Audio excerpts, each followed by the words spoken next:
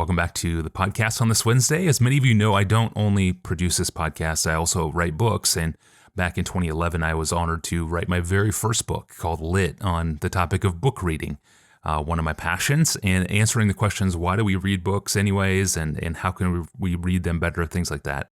And in my research stage for the book, I set aside one full day for one purpose: to ransack the vast John Piper archive of online content to collect everything that he's ever said on the topic of reading. And I found quite a lot, actually, including one amazing quote from Pastor John back in 1981. And I want to share with you that quote today. Quote, "What I have learned from about 20 years of serious reading is this," Piper said, "is that sentences change my life, not books. What changes my life is some new glimpse of truth, some powerful challenge, some resolution to a long-standing dilemma, and these usually come concentrated in a sentence or two. I do not remember 99% of what I read, but if the 1% of each book or article I do remember is life-changing insight, then I don't begrudge the 99%. I love that quote. It's an amazing find, obviously. And that went in my 2011 book. The quote itself was buried in a now 40-year-old manuscript. I mean, really buried. The moment I found it, I remember running an online search and couldn't find any reference to this quote on any websites or blogs or in any published books or in any social media. I mean, there was no audio recording of the message either. It was it was buried. All we had was the written manuscript at desiringgod.org. It was either not recorded or the message recording got lost to time, or so we thought, until very recently. Well, it was recorded, and we just found the audio recording from 1981. It's now online for the first time ever at desiringgod.org, and I get the honor today of unveiling that recording to you on APJ. Here's the setting. In 1981, a young Pastor John Piper wanted to instill hope in his Sunday school teachers of his church. Those teachers get 1 hour with kids, and then the rest of the week, those kids just watch hour after hour of television. So isn't it hopeless to think that 1 hour of Sunday school can accomplish anything lasting in these young lives, so saturated with other media all week long? No. And here's why. I've heard often the contrast made between spending an hour in Sunday school once a week and watching television about 20 hours a week. And the implication or the point that's usually made is that there's scarcely any hope that in this 1 hour on Sunday morning we can counteract the fairly secularist, humanist viewpoint that is, whether overtly or covertly, ministered through the television set. That sort of observation creates what I call quantitative hopelessness. It gives the impression that life-changing impact and influence is directly proportionate to the quantity of time spent under a particular influence. And I think that this way of assessing the value of influences on our young people as well as ourselves as adults is wrong for two reasons. I think it's wrong, first, because it obscures the problem with evil. And then secondly, I think it's wrong because it obscures the power of a holy moment. And I'll try to explain what I mean by each of those two mistakes. First of all, it obscures this quantitative way of thinking, obscures the problem with evil in the world. It gives the misleading impression that the approach to take towards harmful influences, say on television, is to balance them with good influences.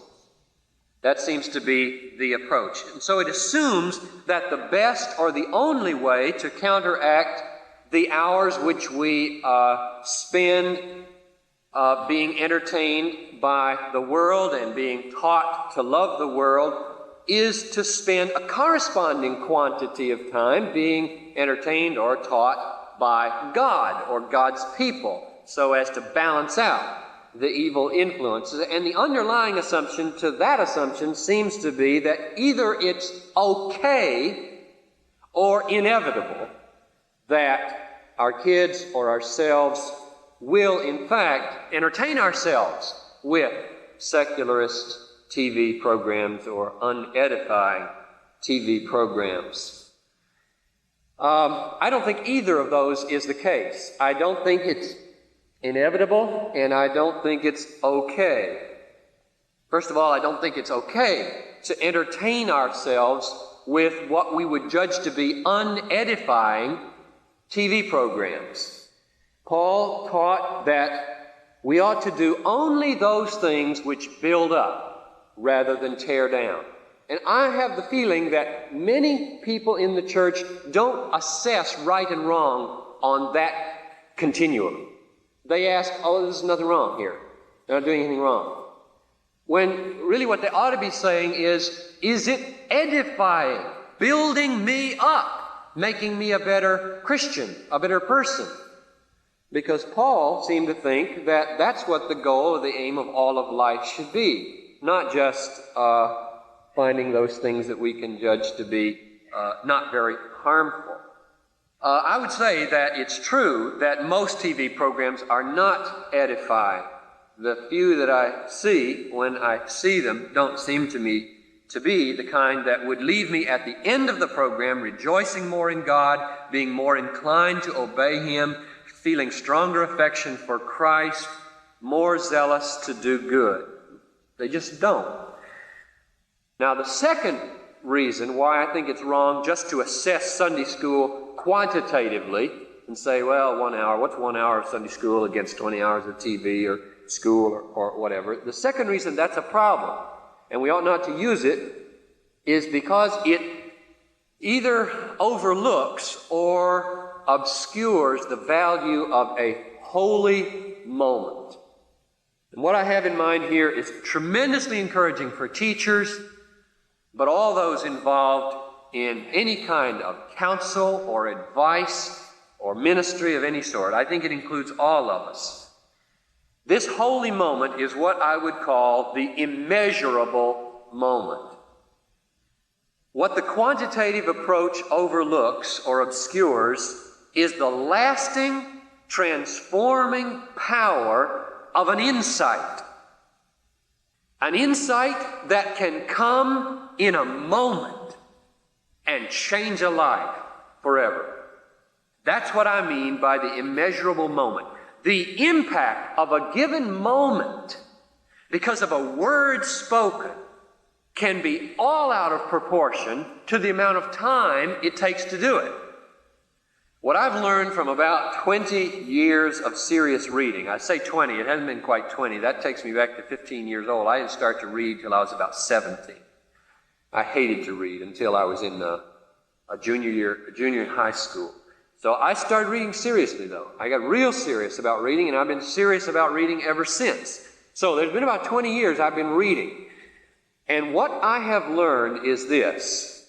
It is sentences that change your life, not books. I don't know if that's been your experience, but I think for the most part that's the case. What changes a life is a new glimpse into reality or truth or some powerful challenge that comes to us or some resolution of a long-standing dilemma that we've had. And most of those, the insight, the challenge, or the resolution, are usually embodied in a very short little space. A paragraph or a sentence, and whammo, it hits home. And we remember it, and it affects us for our whole life long. I do not remember 99% of what I read. That may just be me because I have a lousy memory. I think it's pretty typical. I don't remember 99% of what I read. But if the 1% is life-changing insight into reality, I won't begrudge the 99%. I'll suffer that and accept it as my own frailty. Usually for me, life-changing insight, and I have been changed by reading, comes in a moment, in a paragraph, in a sentence, not in a book. I don't remember books whole. Now, here are some examples of immeasurable moments in my life from reading. And you know who I'm going to start with first. Jonathan Edwards wrote 73 resolutions when he was in college, lifetime resolutions. And I have never forgotten number 6, resolved to live with all my might while I do live. I've never forgotten. That sentence has meant more to me than thousands of other sentences than I've ever read. Live with all your might while you live. Don't just drift through life and limp through life. Live. Number 2, in his religious affection, he said, true religion consists in great measure in holy affections. I had never read a book, it's about 400 pages or so, and I don't remember most was in it, but I'd never read a book that showed that true religion consists very much in holy affections. Now, that's just his 18th century word for emotions. I had been brought up to think fact, faith, feeling, fact, faith, feeling, fact, faith, feeling. Keep it in that order, and if the feeling drops off the end, it's just a caboose. You won't miss anything anyway. That isn't true. The New Testament is shot through with demands that are so radical that they do demand joy, peace, hope, gratitude. I hesitate to mention love because you'd all jump up and say, love's not a feeling, love's not a feeling. But if you read 1 Corinthians 13 and how it's defined, you can't get away from the fact that love is not only a feeling, but is at least partly a feeling. For example, love is not jealous. Jealousy is a feeling. And if you love, you don't have that feeling. So, that was another staggering sentence, an immeasurable moment to hear Jonathan Edwards say and defend, true religion in great part consists in holy affections. St. Paul, now of course the Bible is just full of such sentences, but I'll just mention one because it might tip you off and help you understand me and a lot of my preaching. I wonder what sentence you think I would pick out of St. Paul as the immeasurable moment that stands out above all others from 1968 to the present. It's Philippians 2:12 and 13. Work out your salvation with fear and trembling, for it is God who is at work in you to will and to do his good pleasure. That sentence hit me my freshman year in seminary like a load of bricks because all of Paul's theology is in it, just about. That intermingling of the sovereign work of God in our lives with our effort. You work, for he is working to will and to do. Next person, C.S. Lewis. This sentence, the first page of his Weight of Glory. If we consider the unblushing promises of reward and the staggering nature of the rewards promised in the Gospels, it would seem that our Lord finds our desires not too strong but too weak.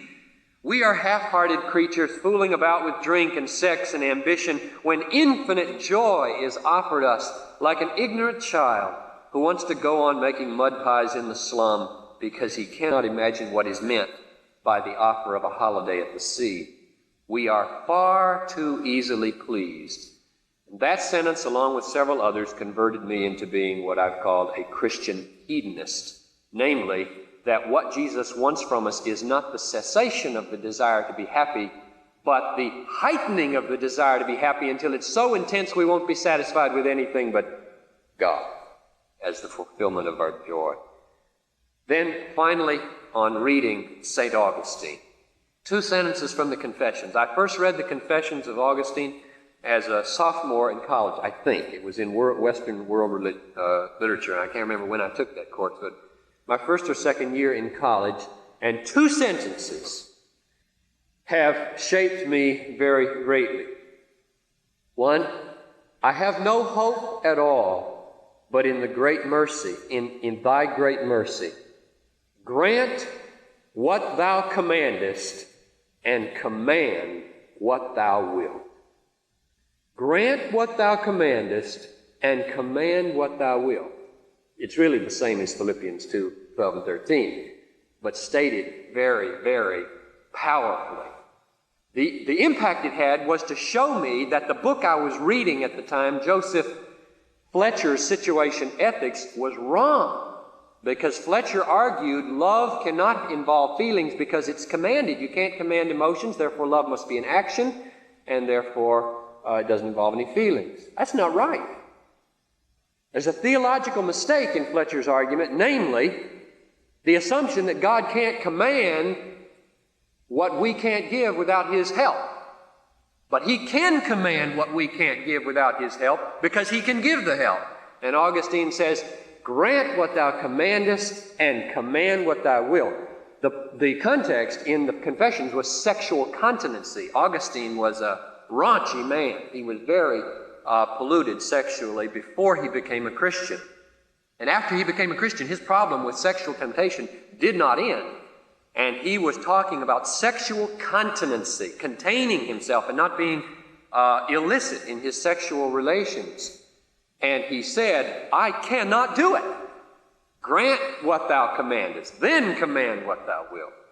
And then the other sentence that he said, I didn't see this one until, I can't remember when it was, but I have always struggled with the problem of how to love a sunset, a wife, a child, chocolate ice cream, popcorn, etc., and not have that compete with my allegiance to God.